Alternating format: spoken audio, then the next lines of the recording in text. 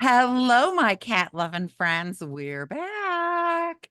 Uh-oh. Emotional support animals, therapy animals, service animals. It's all very confusing. And we have an expert. We have Mary Margaret Callahan. I can't help but say her name that way, who is the chief mission officer with Pet Partners. And she's going to fill us in on therapy animals, therapy cats.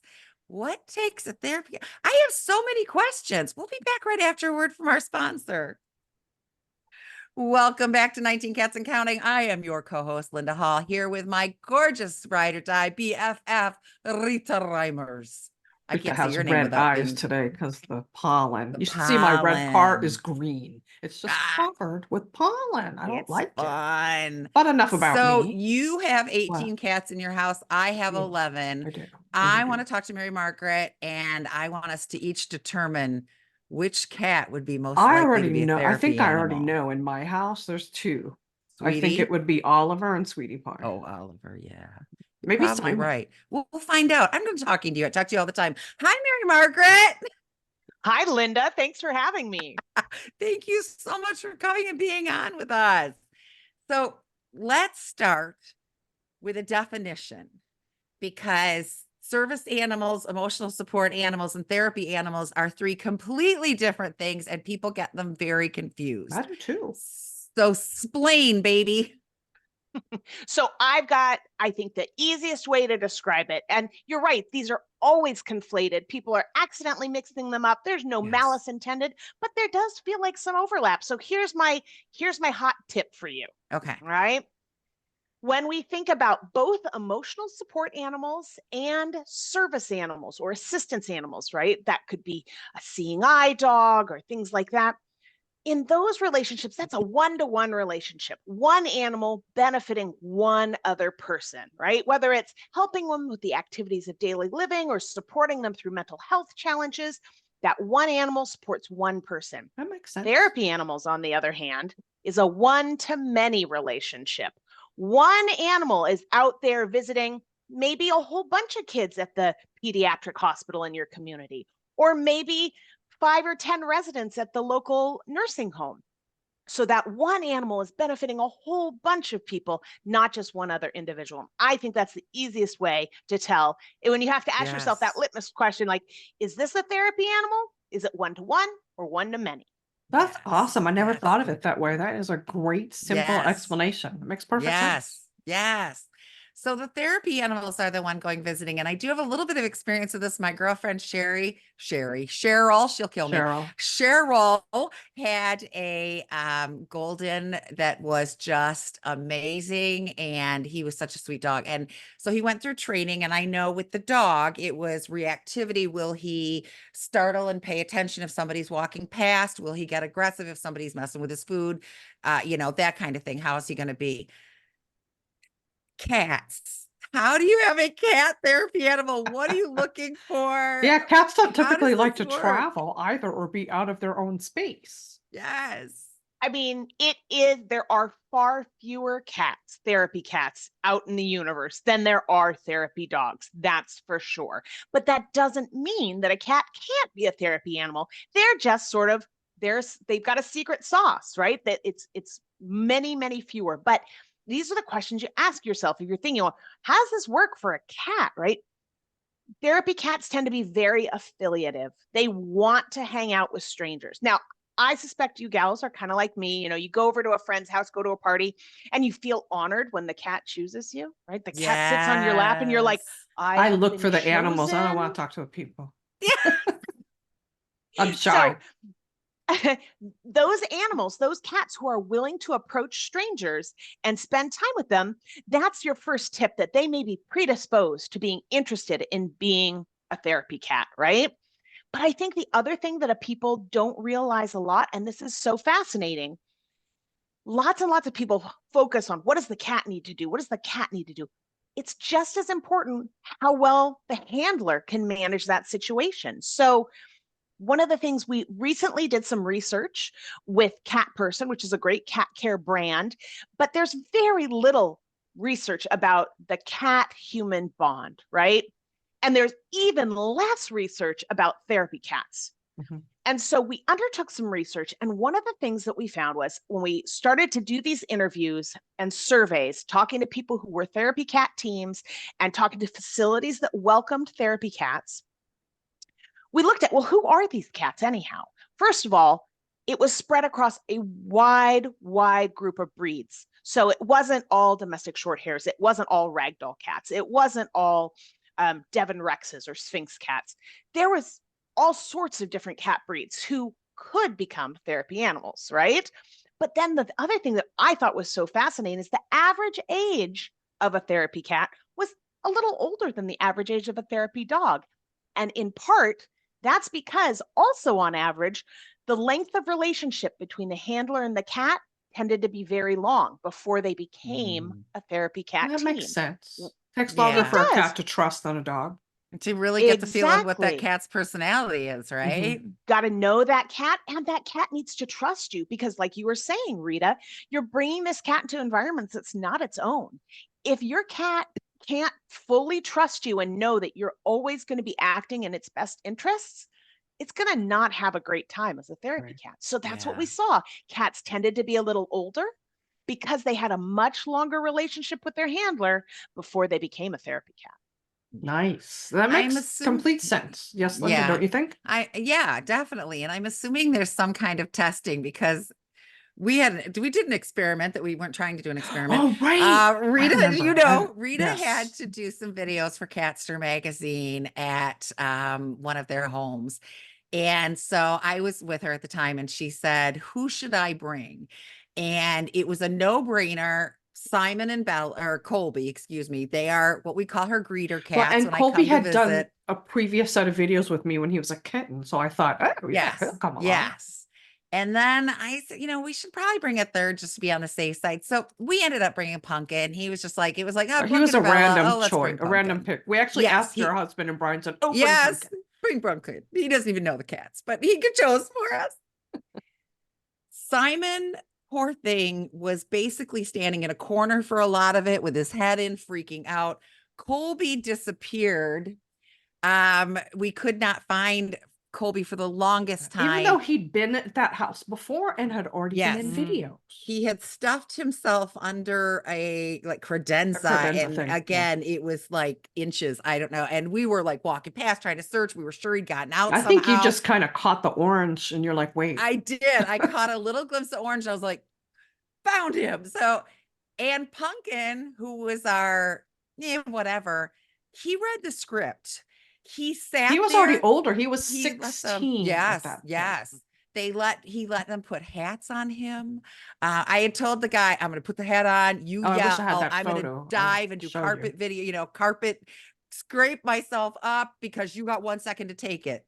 I dove, got rug burn, and the cat was like, yes, dear. What else can I do for you? We put little solo cups in front of him because they were supposed to be partying. I mean, he did everything. We even had to fake an attack, remember, with him and Colby? Yes. And he faked it well. He did everything. Oh, and the scene in bed with you too, where yes, he's supposed to smack what it's you with his supposed to tail. be is your cat keeping us up all night. So they've got me in these kitty jammies and the blankets are up to my chin and they set him down and he sat there with his tail whapping me on the forehead. Whap, whap. He read the script. That's what he understood the assignment. So, it's not always who you expect. The two that we thought were sure things were freaked out. Backfired. I feel like we tortured them.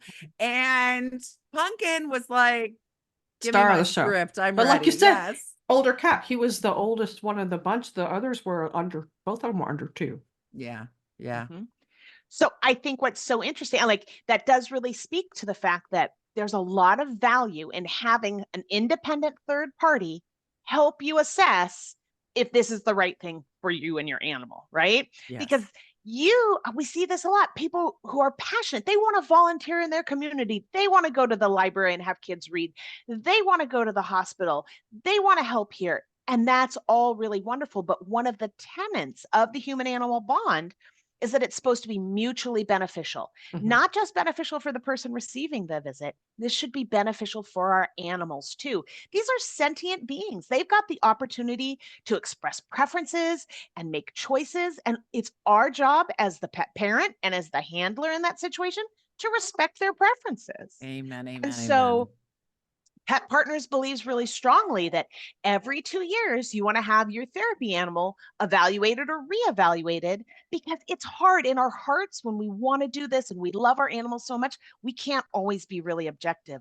So helpful to have an objective third party there to go, I can tell your animal really likes meeting strangers, as opposed to the person who's bringing their cat because they want to do the work. And the cat's like, why? But why? Yes, the cat's in the corner. And yes, Yeah. we How do cannot. you reassess? How do you certify an animal that what do So you there's do? a handler. Yeah. That's a great question. There's a handler training component. So you, as the human holding the leash, right? You need to know certain things. You need to make sure you don't say the wrong thing. You need to know about, zoonosis and hand hygiene, make sure you're not spreading any germs by accident. Yes. But Right.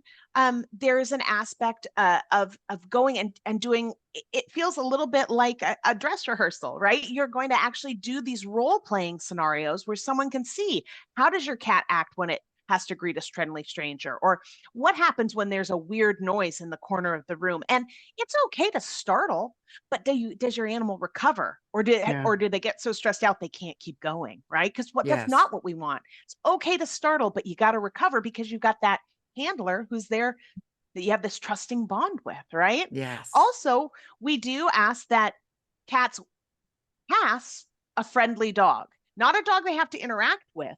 But if you don't want to be in a situation where your drive-by. animal is so fearful Mhm. that it's not to their benefit to be in that situation. And so Right. those are some of the things that your evaluation consists of. It's sort of, what are some of the interactions you might actually have on a visit? That's what's important. Now they say that Yes. knocks out Simon and Oliver. Right. I still think Sweetie Pie would be good. Bella would be, except she tends to nip, so you have to watch out for that too. Yeah, if she gets overstimulated or starts getting upset, she'll do She'll a grab me. nip. But and Well, I and think that's a this good is- example, that overstimulation, right? That can really Mhm. happen. And people are like, oh, it's not aggression. No, it's just, it's too much. Mm-hmm. Yeah, and that's exactly the worst case scenario to put it in. But I have to tell you, if I was in the nursing home or the hospital, I love dogs. I've had dogs. We're gonna get another dog, but a dog is very in your face.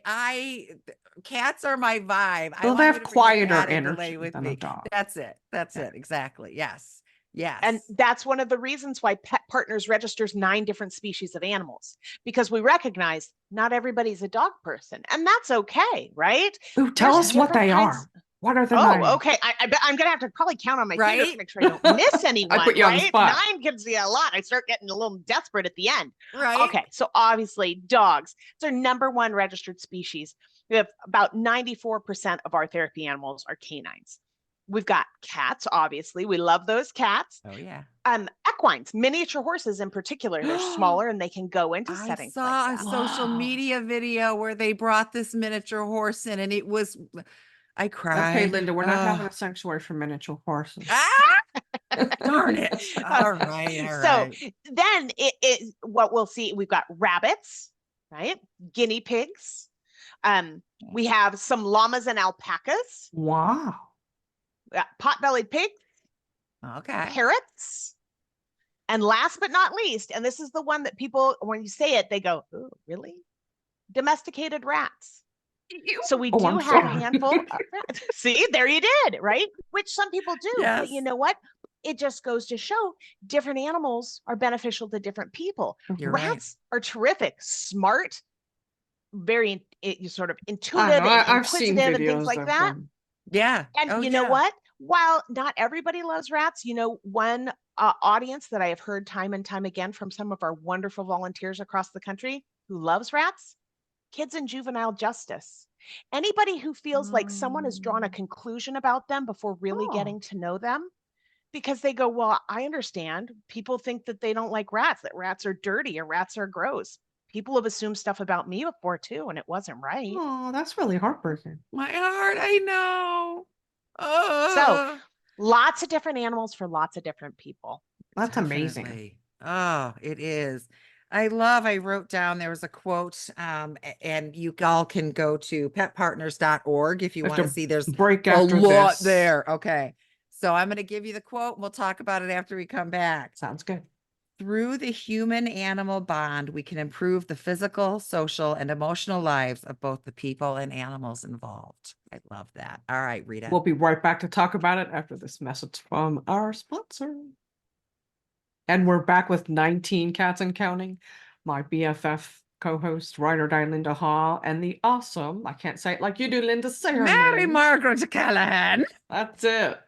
And Linda just gave this awesome quote. Do you want to just say it again and then we'll talk Through about the it? human animal bond, we can improve the physical, social, and emotional lives of both the people and animals involved. And that is so powerful. And we know it. It's why we fight to keep cats in their homes and take care of behavior problems, because we know what it does to people in home. But let's talk about what this is doing for the people. Like, I mean, you just gave a brilliant example with the juveniles. I mean, we think about the challenges as a society we face today, right? So much loneliness, isolation, depression, anxiety, stress. One of the things we see time and time again is that the presence of therapy animals, even in relatively short amounts of time, can have lasting benefits on all of those factors for people, right? So whether it's you become a volunteer and you decide to go to the local retirement home or senior center, you're helping to prevent loneliness. You're helping to reduce isolation. And one of my favorite factors about this that's been studied is that the presence of a therapy animal increases the amount of interaction between staff and residents even after the therapy animal has left. There's a lasting impact on how people interact. We're also seeing this coming in at the workplace. So think about, we all, had COVID-19. Many of us who worked in offices started to work from home, and many of us didn't necessarily go back to offices right away or are starting to have to transition back to offices. Right. We have workplaces asking us to bring in therapy animals almost as a mixer to get coworkers talking again, have it be a benefit of going into the office again, because you get to hang out with some therapy animals on your break. I That's love that. amazing. That might have kept me in the office longer if we had animals right. around. Well, and I was thinking, now this was not a therapy animal per se, but my dad had knee replacement surgery and had to go to the nursing home. That was fun. He wasn't happy. And somebody in another room, his wife would come visit them with their teeny tiny little purse type doggy. My dad would get so excited. She'd take the dog out and walk it in the grass and go, look, Linda, the dog's out there. And he was so excited. He took pictures of the dog. He had pictures of the dog on his phone, like asked me about my Aw. grandchildren, asked me about this lady's random dog. And she'd walk down the hall and he'd say something and she'd bring it in. It really, I mean, the man was really miserable, and it really brightened up his time there having that dog around. Like, he still has that picture on his phone. Okay. So yeah. And that wasn't even technically a therapy animal, but it did the same job. Well, plus he right. was missing his cat, His Yeah. cat was at Wow. home without him. Yeah. Yeah. Yeah, absolutely. And one of the things that I love from this study that we did is we talked to facility staff where they have an existing therapy animal program that welcomes cats. 100% of facilities that welcome cats said it was a positive overall experience. So it can be challenging for those of us who are cat lovers and want to volunteer with our cats.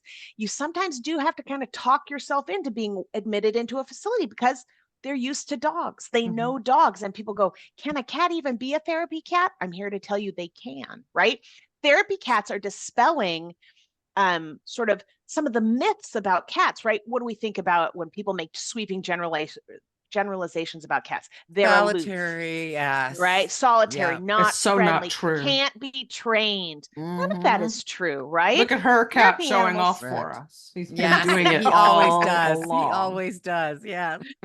No, so I mean, one of the things I love about seeing therapy cats in different settings is it's challenging people's stereotypes about cats as pets, right? People having a chance to meet a cat and go, oh, I didn't think cats were like this. Well, they can be. They are.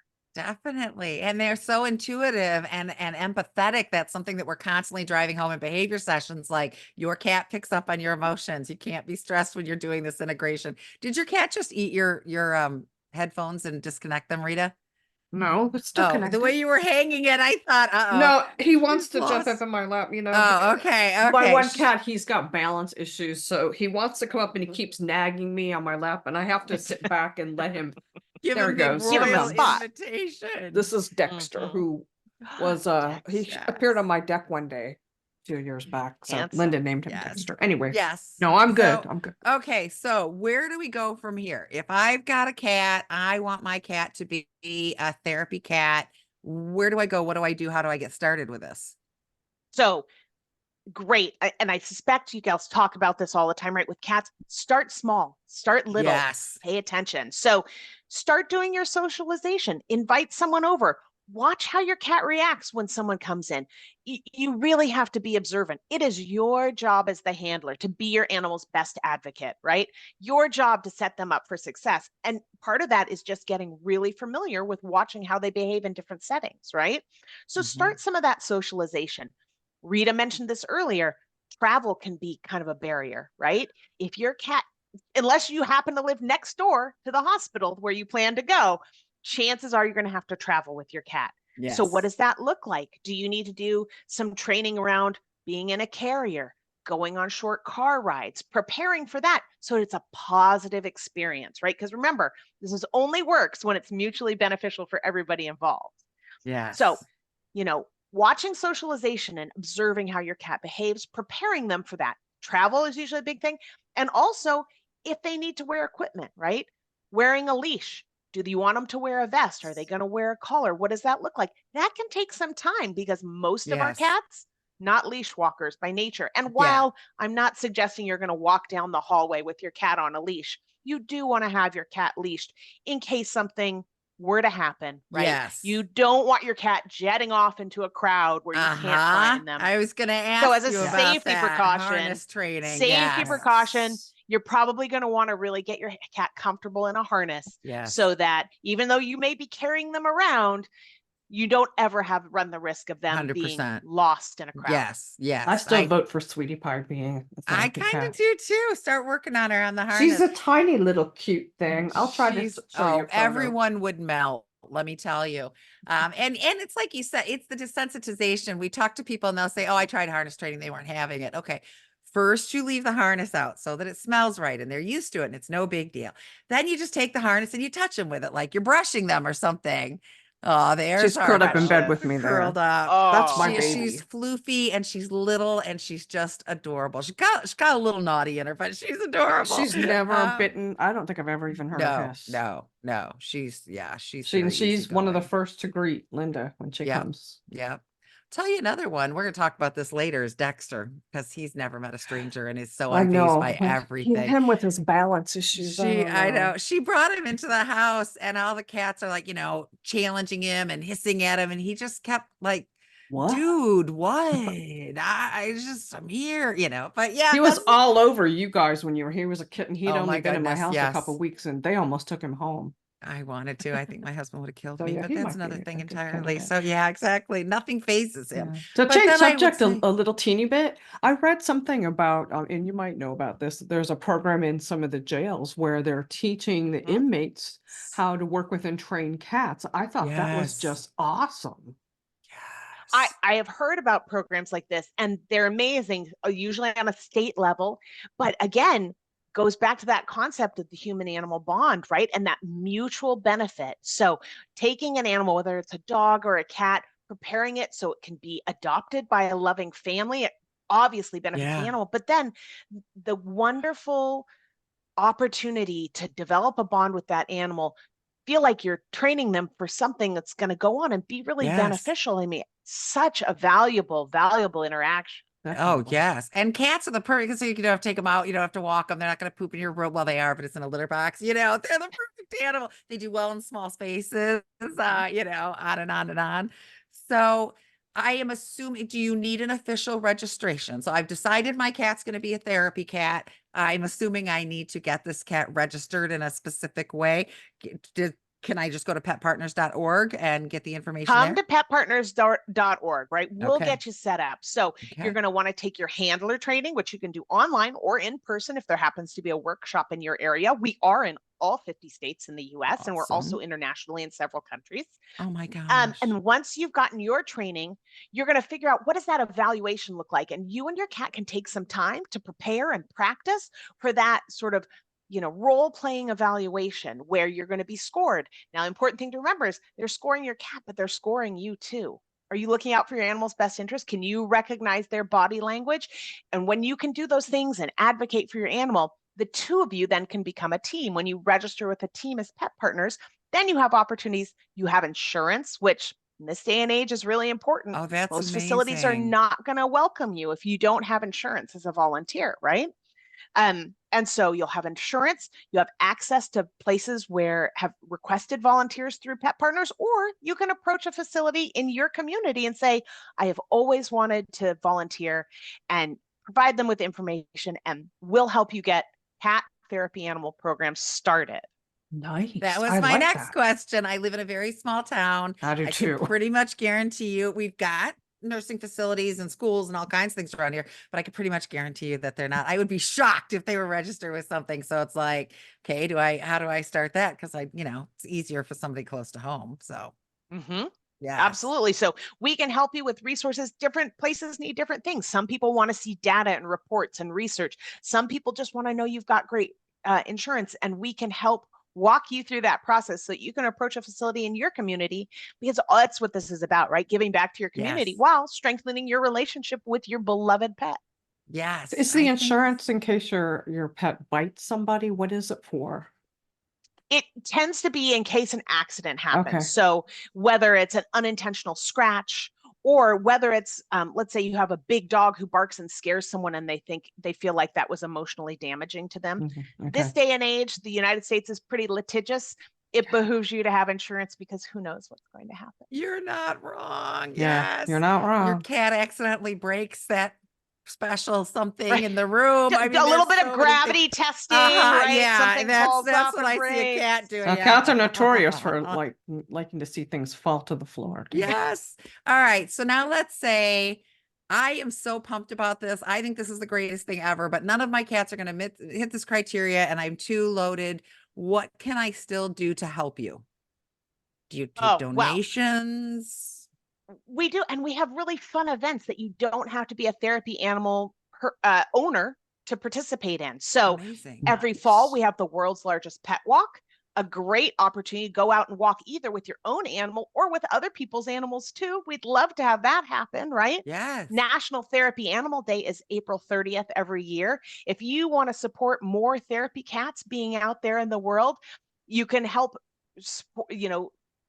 raise awareness by requesting a proclamation from your municipal government, just having therapy animals recognized for the important contributions they do all across the country, right? Nice. We also are a nonprofit. We do accept donations.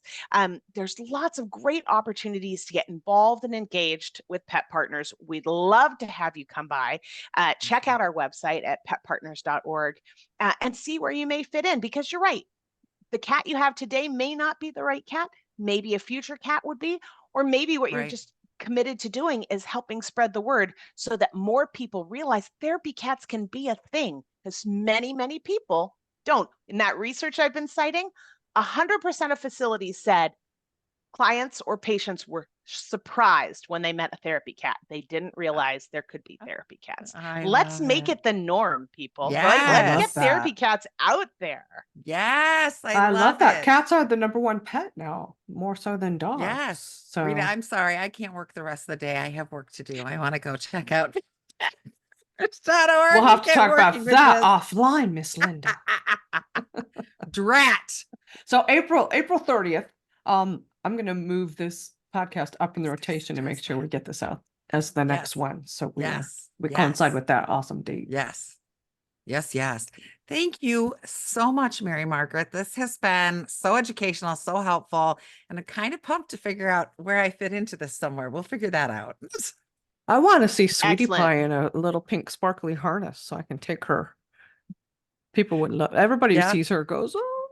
So she would be oh yeah, awesome at she melts this. hearts. I She mean, does. just seeing her does that. So yeah, exactly. I didn't name her So Sweetie Pie. She came with that name and it really it suited fits her. her. So I kept it. Yeah. Yeah. Yeah. Well, get Anyway, a harness and get started on her. That's your job find now. me a pink sparkly harness for her, Okay, we Linda. can do that. Oh, we can do that. I know we can. Yes. So thank you so much. Thank you, Linda, as always, for being my ride or die co-host, Always. BFF, partner in life, work wife, as your husband likes to call me. Mary Margaret Callahan. I have some Irish in my family. Please come back again. You are a delight to talk with, and we could probably do another hour just Oh on this yeah. topic. Oh yeah. I would love that. You gals are great fun, Yay. and we're big cat fans at Pet Partners, so we Yay. would Good. love to be back. Yay, wonderful. We're Let's gonna do make that. them more well known as the Yes. therapeutic Oh animals that yes. they can be. Yes. And of course, Yes. I have to thank Mark Winter for giving us this awesome spot on Pet Life Radio and making us sound so good. Thank you so much. Just remember, Yes. everyone, every day is Catter Day. We'll see you next time.